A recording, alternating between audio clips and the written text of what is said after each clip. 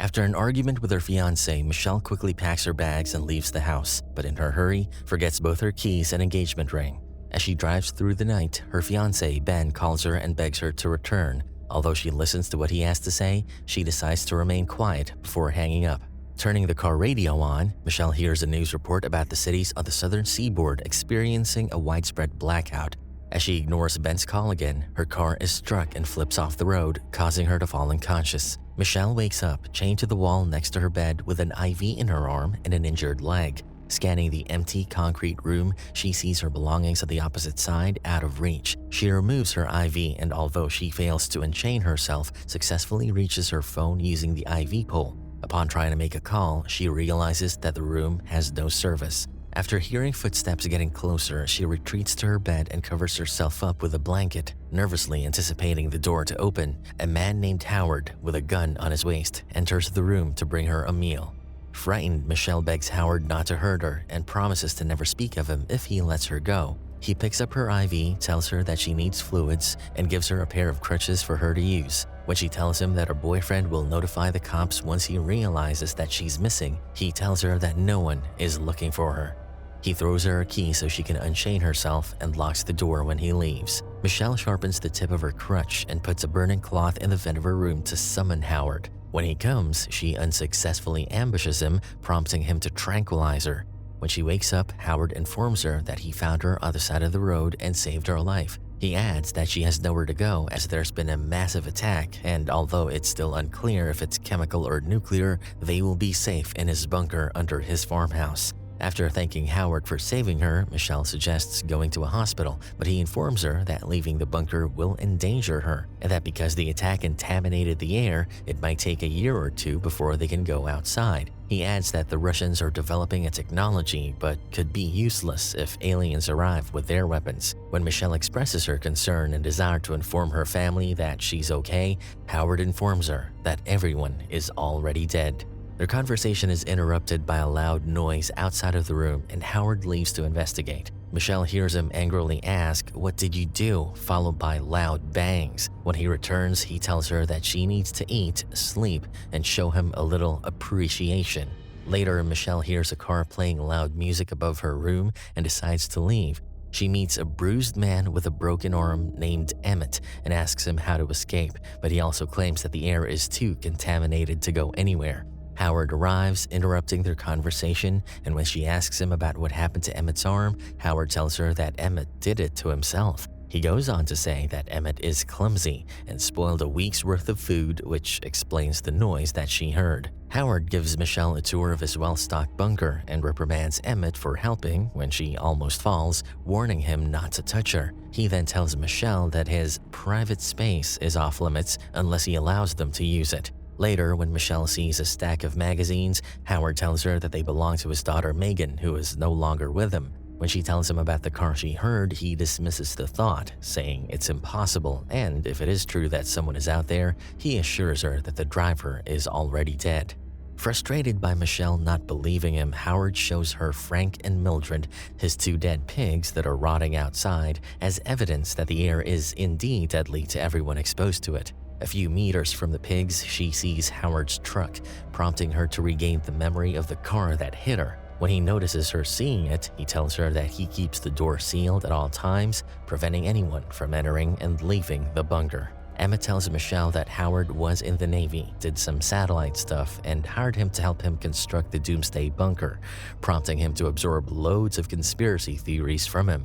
When she tells Emmett that the attack is just a narrative that Howard created to keep them inside, saying he abducted her after purposely striking her car, Emmett disproves her theory and claims to have broken his arm trying to get into the bunker voluntarily. He adds that he saw the attack himself on his way home from work, a bright red flash similar to an explosion. Michelle tells Emmett about the car she heard above her room, but he tells her it's impossible since the air is contaminated.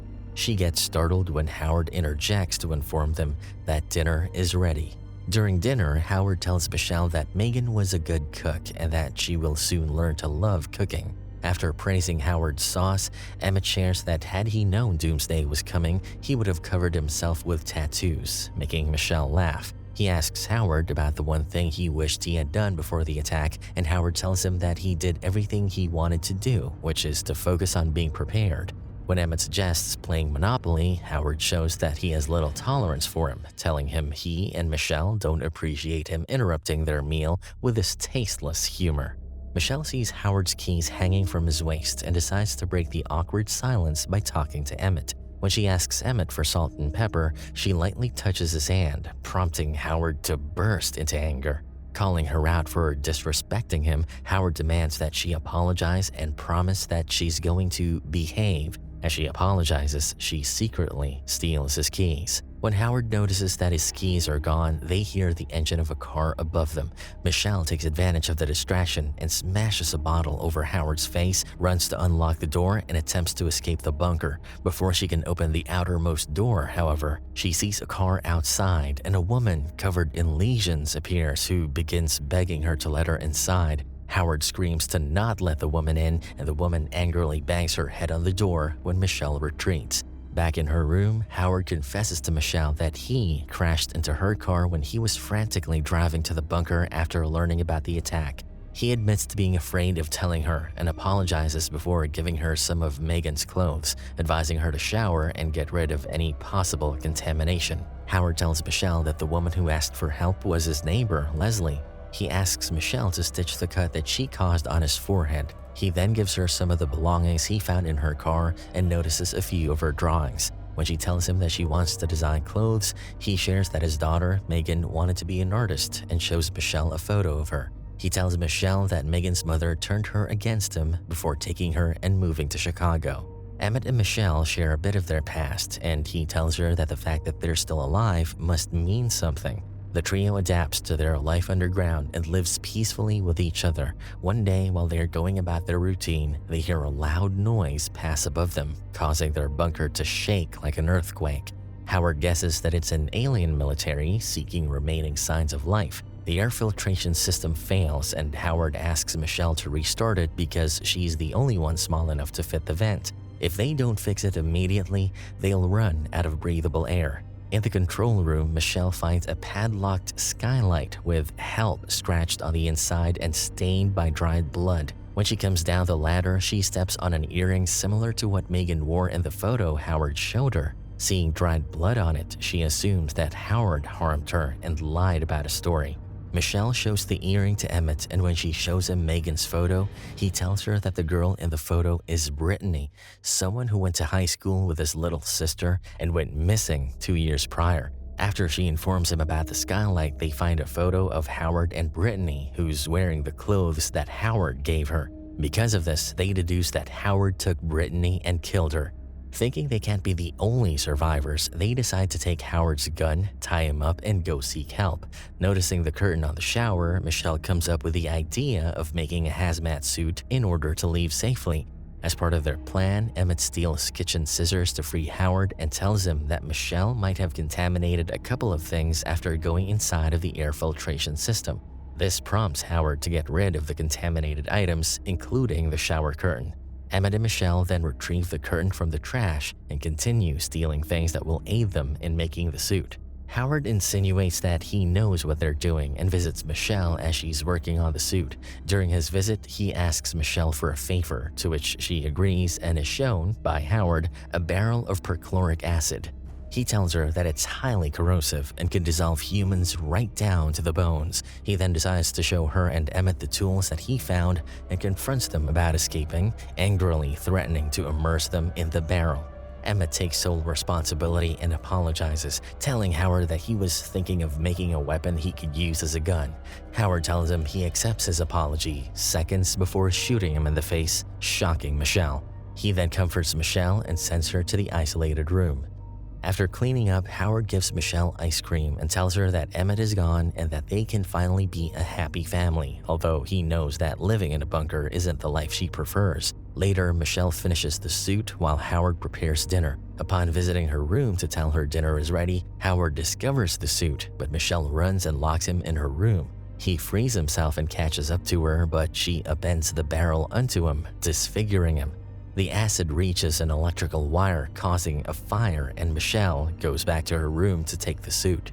With the fire blocking her way, Michelle crawls into the vent, which Howard repeatedly stabs at with a knife. She reaches the control room where she wears the suit before successfully escaping through the skylight. When Michelle tries to get into Howard's truck, her suit rips and she frantically attaches the tape to it to close the gap. Shortly after, she sees birds flying in a V formation, prompting her to remove her gas mask as it's safe for her to do so. Michelle spots an alien spaceship flying in the distance before the bunker explodes from the fire, killing the trapped Howard and attracting the spaceship to fly toward it. She runs to the woman's car that she saw earlier and tries to get in, but sets off the alarm.